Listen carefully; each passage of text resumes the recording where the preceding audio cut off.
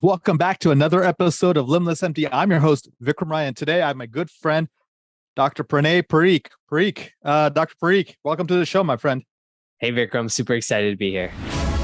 What if you could reclaim hours of free time each week, create legacy building wealth, and devote more energy to your passion projects without giving up on your career as a life-saving MD?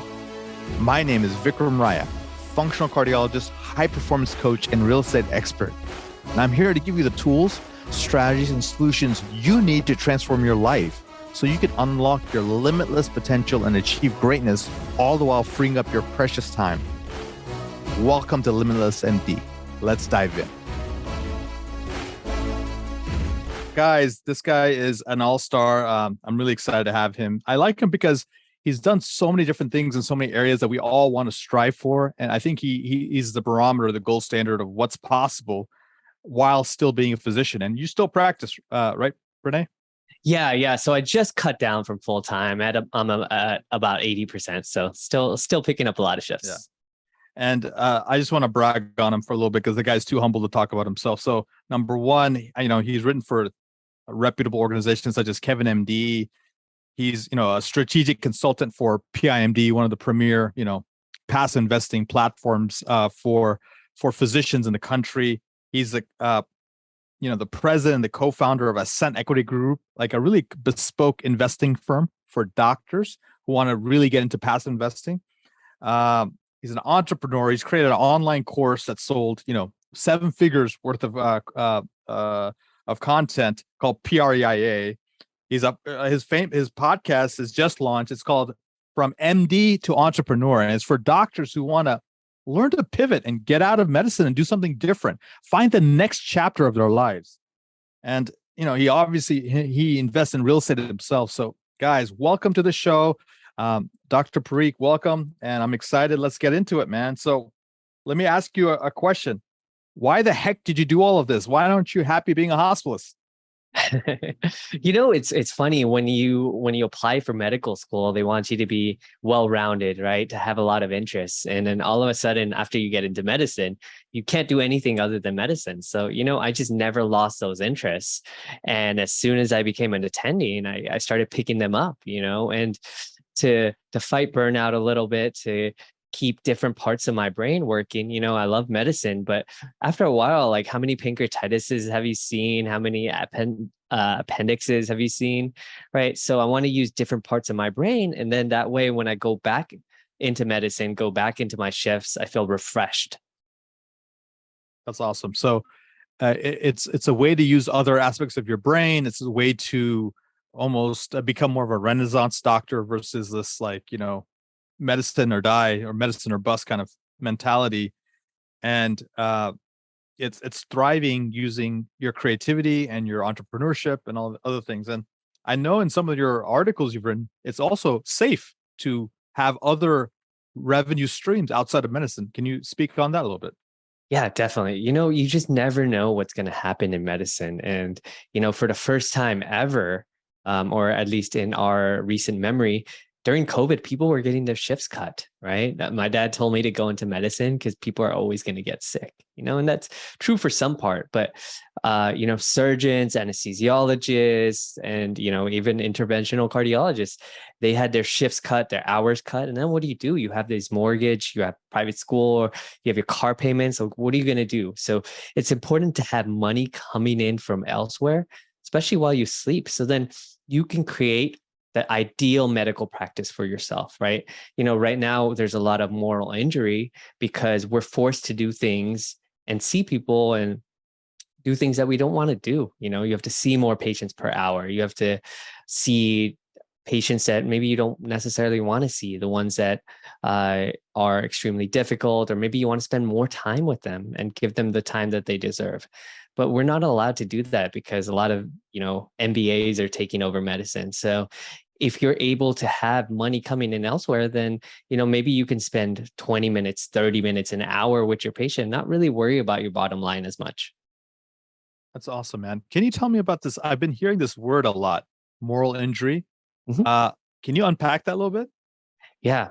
So, there a lot of people talk about burnout, right? And a lot of people are like, oh, you have to go, you have to meditate, you have to do all this stuff. But, that's saying that the burnout is the doctor's fault. And it isn't, it's the system that's causing us issues, right? Having to deal with insurance companies rejecting life-saving medications for our patients.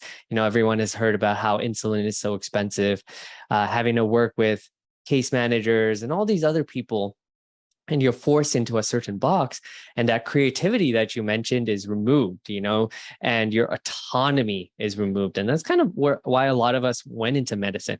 We wanted the power to really help our patients, but when that gets removed, you have kind of what is called learned helplessness, where you feel like you're disempowered, right? And so as much as you try, you can meditate, you can do all this stuff, and work on yourself, which I know you talk a lot about. But at some point, there's only so much you can do, and you run against a wall, right?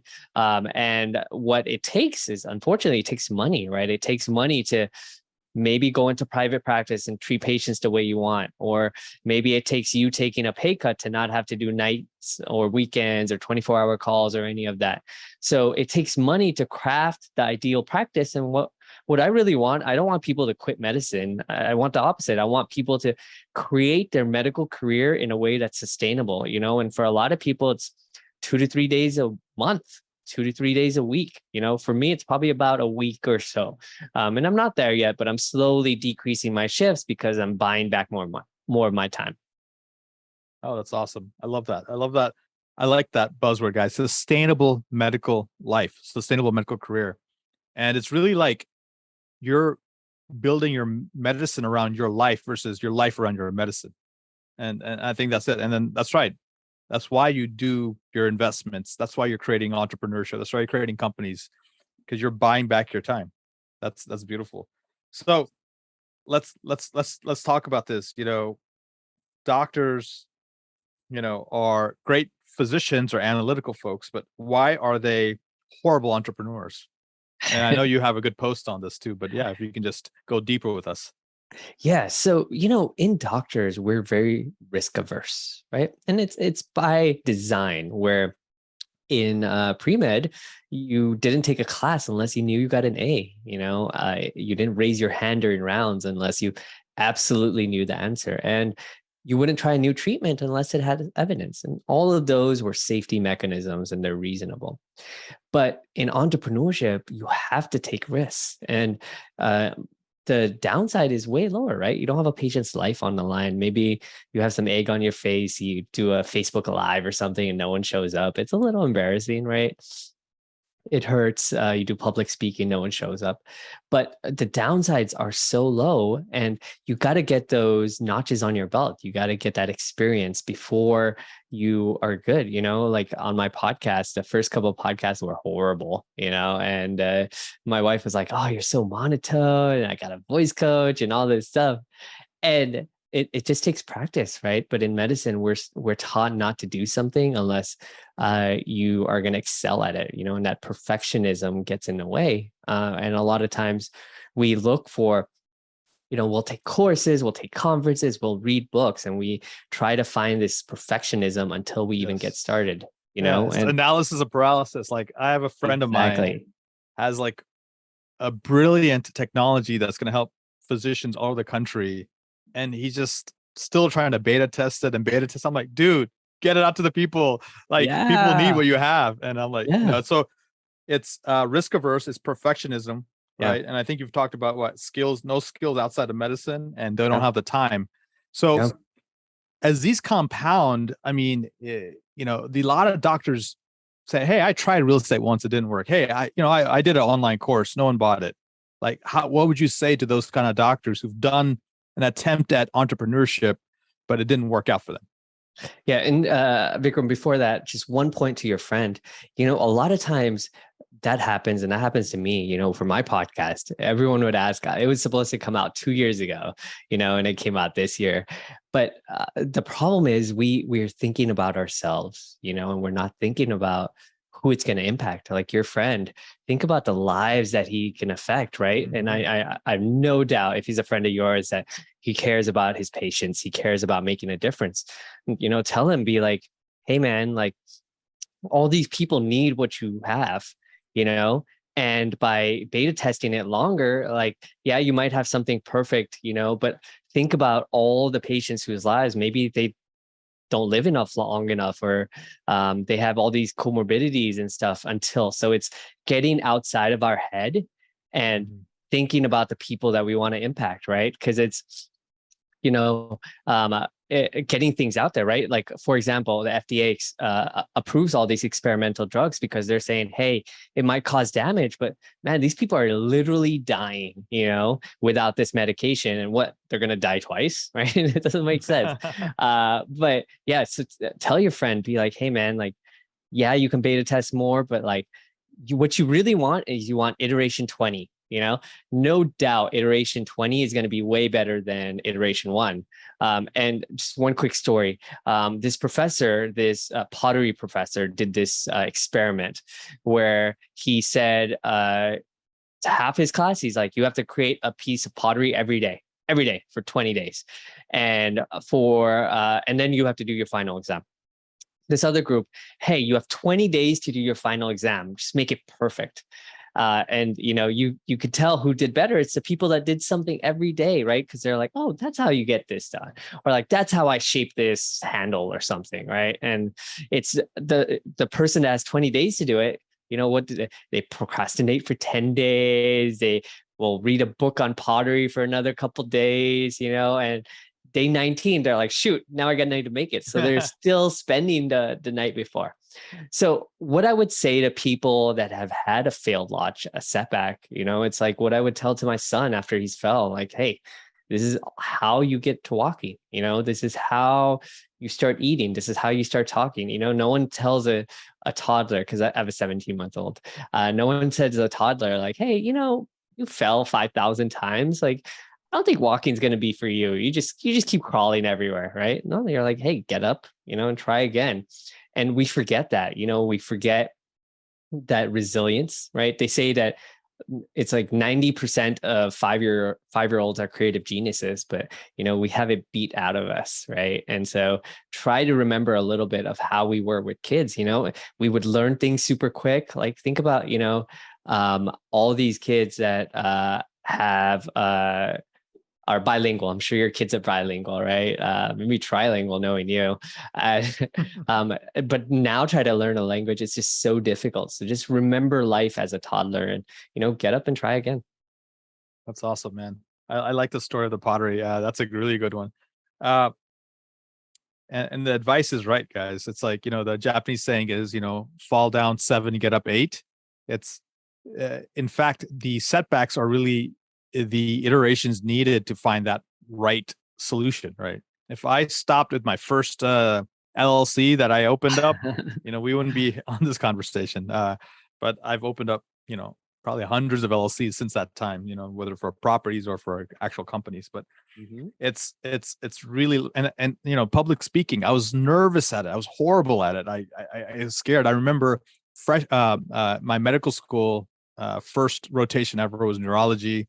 I was trying to present and I was like stuttering. I was like flush. My knees were weak. My attending was like, I think he was trying to be nice to me, but I felt like he was being a douchebag. But he essentially said, I can prescribe propanolol for you because, I'm like, I'll be fine. Don't make me so nervous. And now, like, I was at, Passive Income MD's event in LA, and I was able to speak with confidence and clarity to a stage of 300, 400 doctors, almost 1,000 people online. How did that happen? Where did that gap come from? It came from reps and iterations and going out there and just being okay to fail. And so with that said, yeah, go ahead. Yeah, and now you're one of our most requested speakers. So full circle. Awesome. Now we know what makes a doctor not the best entrepreneur. How do we convert that same doctor, which you say is a learned strategy? You go from learned helplessness to learned courage. So this courage that you're cultivating among all these doctors, because guys, if you don't know, Pranay wants to, one of his, life missions is to help 10,000 doctors launch their businesses. That's right. I didn't say 1,000. I didn't say 500. I said 10,000 doctors. That's a huge goal. There's only 1 million doctors in the country. He wants to help 10,000 of them become successful entrepreneurs. So with that said, what is the mindset shift? What is the techniques? What is some of the tactics that you're helping these doctors with? Yeah, it's important to remember that courage is not absence of fear, right? It's acting despite fear, right? And I get nervous. I spoke at that conference as well, and my heart was like in my throat before I jumped on, right? And it's still getting up, it's still standing up. But there's a corollary to that article that doctors make bad entrepreneurs, that doctors make great entrepreneurs, right? We're super good at learning a new topic, right? I mean, look at COVID. Like, new information was coming out every day, and we were able to take that information, analyze it, and be able to teach it in what, half an hour of reading that material. So we actually are great at learning material. We're great at talking to people. We are good at negotiating. I mean, come on, how often have you had to talk to a drug user or alcoholic and try to convince them to, maybe it's time to change? And, probably weren't super successful all the time, but that you still remember that one that you were able to convince to change. And how great does that feel, right? Those are negotiating skills, public speaking skills. One of the first things I had to do as an intern was go have a family conversation. I thought, okay, I'm a med student. How hard would it be? There were 15 people in there, right? All staring at me, right? And standing on every word that I said, right? So yes. Public speaking, you have a lot of these skills. It's just the biggest issue I've seen is doctors say, I'm just a doctor. And I've heard that from hundreds, probably over 1,000 doctors by now. And at the conference, I had everyone raise their hand, and it was like 80% of the room, right? You're just a doctor. You are part of the top 1%, right? In terms of intelligence, in terms of resilience, right? Residency is tough. I don't care what residency you were in, where you were at, it was probably some of the toughest parts of our lives. And attending life isn't that much easier, I thought, everything was gravy, but attending life is difficult, right? You're the one now that makes decisions. So you have literally had at some point someone's lives in your hand. And, now the business part is a lot easier. So know that you have the skills, and I would probably say this to everyone, but now having been through medicine, knowing what you've been through, I can guarantee that if you try, that you will be successful. I'm not saying you won't have setbacks. Maybe you have 100 setbacks, but I promise you try long enough. And most people I see successful after, a year, 2 years, right? And it's really going all in, like, hey, I'm going to give this a shot. I know I can do it. And the most important thing is get help, right? You're already doing really well because you listen to this podcast, and just having Vikram as an inspiration is amazing, and you have him as a mentor, talking to him. But find a community of other people that are doing this. There's a bunch of really great Facebook groups. There's passive income docs. And just once you get that energy from talking to other people, listening to Vikram's podcast, like, you'll be able to do this. Just surround yourself with the right people and know that you are not any different than them. I talk to people that are like hand microsurgeons. They're able to do surgery into microns and attach like little blood vessels and nerves. And they're like, Pranay, I don't know if I can do entrepreneurship. I was like, I swear, I promise you, I stake my life on it that you can do entrepreneurship, Yeah. But it's just believing in yourself. Let me stack on what you're saying, man. That's thank you for the compliments. So, we were talking about how, you're iterating that 20th time is better than iterating one, but I also believe in version 1 is better than version none. So remember, let's just get out there, get things to happen. And how did you learn medicine? You didn't learn it all through a book. You learned it because you had an attending. It's essentially a feudal medieval system, right? You apprenticeshiped all the way up. Mm-hmm. So you went from medical volunteer, so you can get that on your resume, so you can get into medical school. cherry, what is it Yeah. called? Cherry striper or whatever, candy Yeah. striper. Then you did like, okay, let me do some research so I can get into like undergrad. And then you were an undergrad, somehow you got into medical school because you studied your butt off and you did well on the MCATs. And then you're like trying to jostle position for like one of these, competitive residency fellowship attending. And then within attending, you think you're done, but no, you're just getting started. There's another hierarchy ladder you're trying to climb. Oh, should I be CMO? Should I go the admin route? Should I go chief of medicine or chief of whatever my specialty is? Oh, should I do research? Or should I get into pharma or biotech? So there's all these, you're always on a journey. What Pranay is doing with his podcast, from MD to entrepreneur, is like, hey, there's another journey you can take. That journey is a journey of entrepreneurship. Why would you want to take it? Freedom. Why would you want to take it? Money. Why would you want to take it? Impact. Why would you want to take it? Leverage your medical skills in a different field where you can have a force multiplier. In medicine, you work hours, you make money. You take a vacation, you don't make money usually. Or, you take a sabbatical, you don't make money. Or, you go part-time, you don't make money. In entrepreneurship, you can leverage using, labor or capital or other things to where you have, you can, when Pranay goes on vacation, he's going to still have income coming in because of all the other companies he's created or his real estate. So we're just trying to open up the doors to you guys and saying, you can be a doctor and instead of a doctor or, this is the only option you have. So I think life is about options, Pranay, and you're doing a phenomenal job stimulating the minds of these physicians who are ready for that next chapter of life. So what are some of the, give me some of the books you're doing, maybe the daily tactics you do that really, that you find helpful for these kind of doctors? Yeah. One big thing I've realized that now that I've worked with, a ton of successful people like you, like Peter Kim, is that there are so many different ways to do it. Everyone has heard of the specific morning ritual that a lot of people do. Wake up at 5, work out. I'm just not a morning person. I actually work nights. So that's like literally impossible for me to do. But just find something that works and keep iterating until something you're like, okay, this is easy for me to do. I work out at 7 p.m. Most people would hate that. I love it. I've worked out as late as 10 p.m. Right. And just wherever things work. I honestly, I don't read as many books these days. You can't see it, but there's like literally 300 of them right there that I bought. I'm like, this sounds great. Put it in I call it the book graveyard because books go there to just sit. But what I do is I read a lot of blog posts, so there's Peter's Passive Income MD. There's newsletters like yours that are great. And what it does is a lot of times they talk about books, but they'll talk about, one or two key points.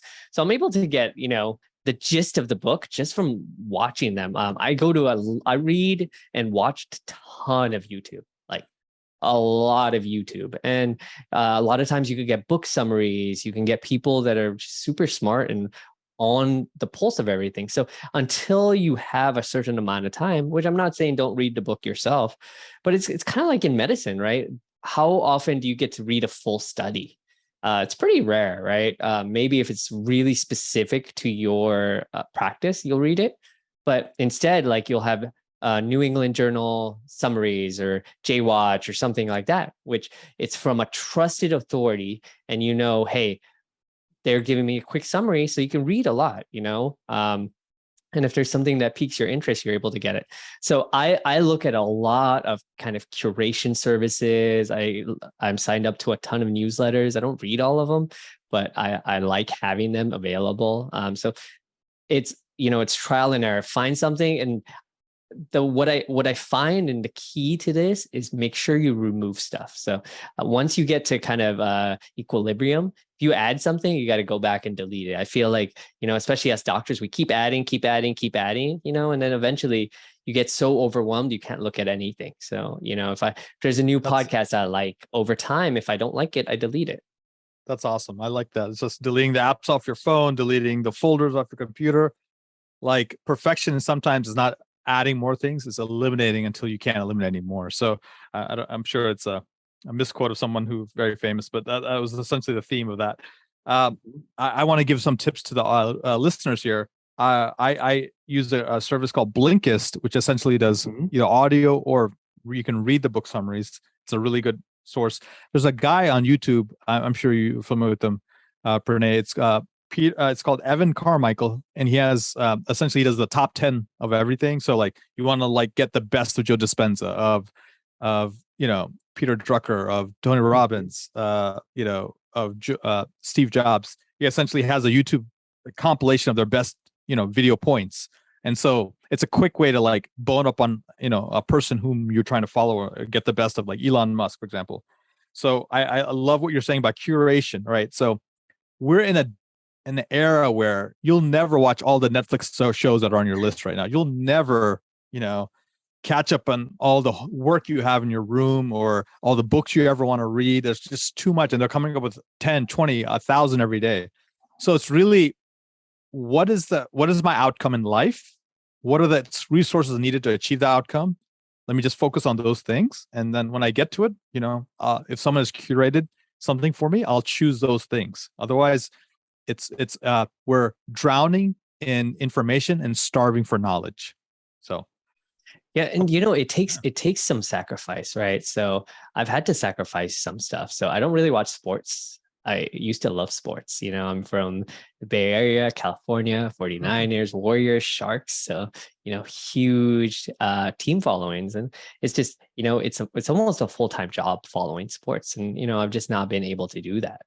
I don't read a ton of news, at least new news. And because, I'd rather spend time with my son. I'd rather spend time with my family. And entrepreneurship, I tell people like, you get rid of a bad job for a bad boss for the worst boss, right? You're the worst boss ever you could have, right? You're like, you ask yourself to work weekends, to work nights, right? To work nonstop. And you take a job that at least initially will be a lot more hours than your day job, right? I probably spend 80, 100 hours on my entrepreneurship, but it's fun. I love it. I love every second. But eventually, I went on vacation. It was fine. I didn't do anything and I got paid, right? And eventually it's going to go down over time because right now we're in startup mode, but eventually it'll go down 5, 10. Both of you and I met Brandon Turner. He has 3 multi-million-dollar, soon to be multi-billion-dollar companies, and he spends 5 hours a month on it, which is insane. But he has the systems down, and it takes some time. He didn't get there right away, but it's very possible. That's awesome. Yeah, guys. So as we wrap up here, I mean, we've unpacked a lot on this episode. We've talked about going from learned helplessness to forged courage. We've talked about moral injury to financial abundance.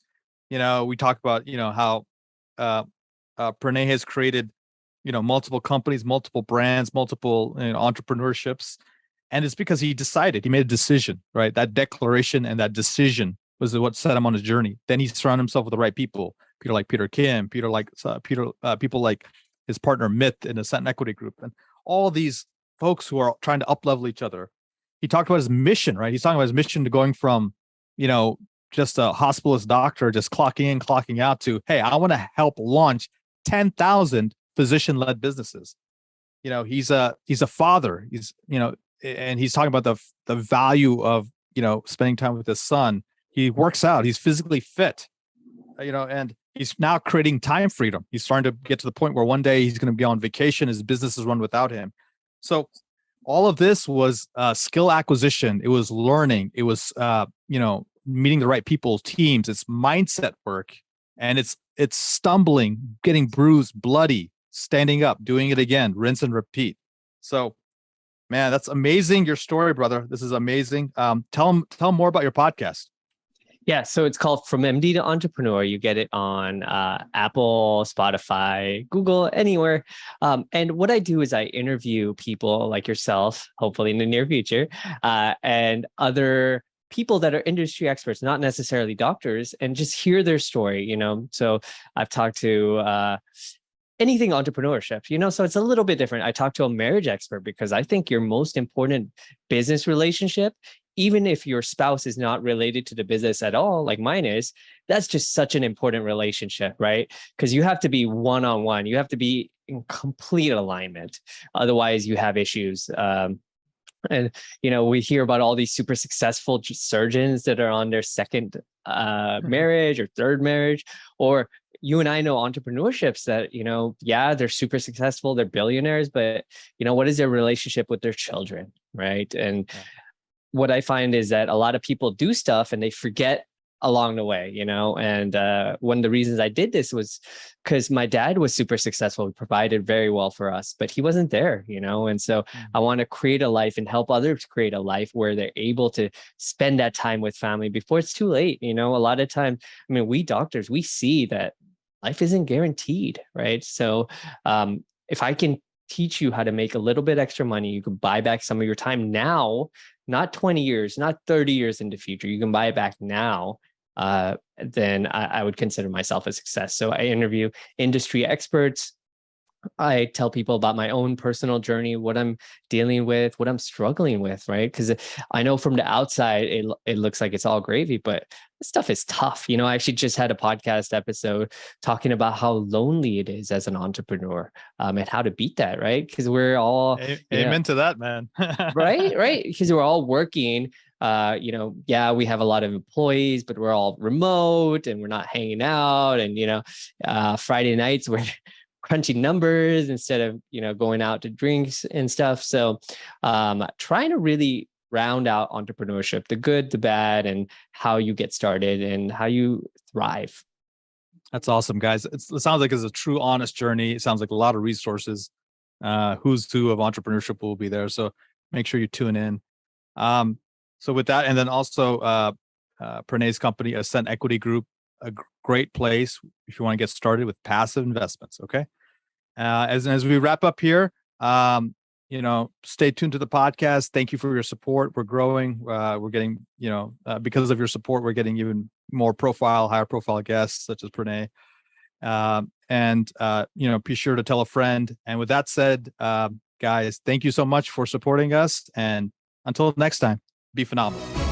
Thank you so much for listening to this episode of Limitless MD. If you found value from this episode, I encourage you to share this episode with a friend and let me know by leaving a review. For more information, make sure you check out the links in the show notes below or simply visit vikramraya.com. So until next time, my friends, be phenomenal.